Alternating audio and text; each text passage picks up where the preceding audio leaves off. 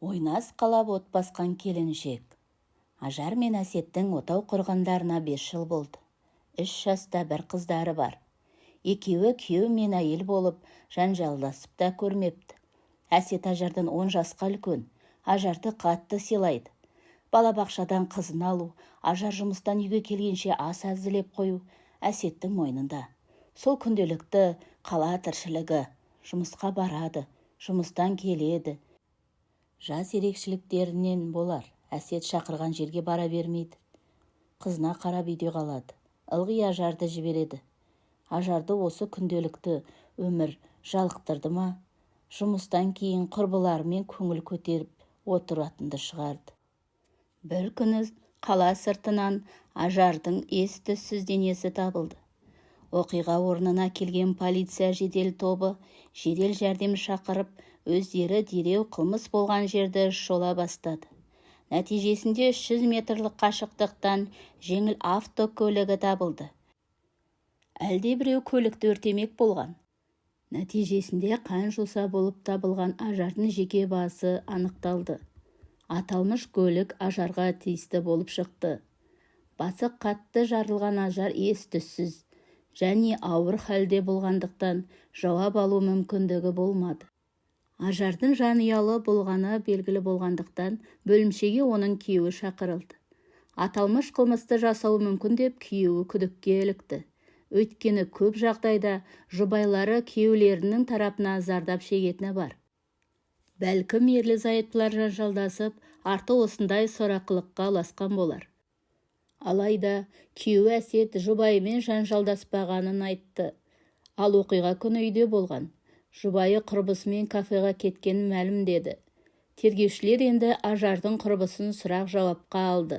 Ажар құрбысы екеуі расымен оқиға болған күні кафеде отырған.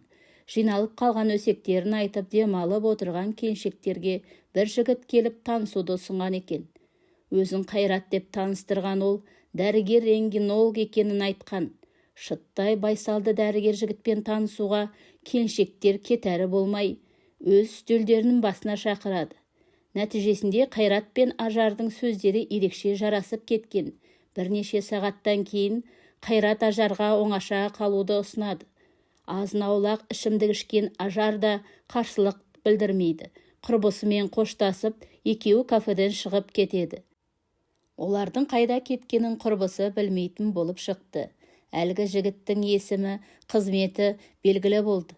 Ол әлде бір Қайрат және ауруханада рентгенолог болып істейді. Жергілікті ауруханаға келген тергеушілер рентген бөлімінде ешқандай Қайрат деген дәрігердің жоқтығын анықтайды. Алайда сол бөлімде Қайрат деген есімі бар жігіт лаборант болып жұмыс жасайтын болып шықты. Ол 25 жаста Қайрат Оспанов еді. Сұрақ жауап алуға кіріскенде қалтырап дірілдеген Қайрат бірден мойындау жауаптарын бере бастады. Кафеден шыққан соң Ажар мастау болғандықтан көліктің тізгінін Қайратқа береді. Сөйтіп екеуі оңаша қалатын жер іздеген. Көлік қаланың сыртына шыға бастады. Бұны Ажар байқап, наразылығын білдіре бастағанда Қайрат қала сыртына шығып көлікте жыныстық қатынасқа түсуді ұсынады. Қонақ үйге барамыз деп үміттенген келіншек бұл ұсынысына үзілді-кесілді қарсы болды. Сөйтіп жігітке көлігін босатуды талап ете бастады. Алайда Қайраттың оның сөзіне құлақ асатын түрі жоқ.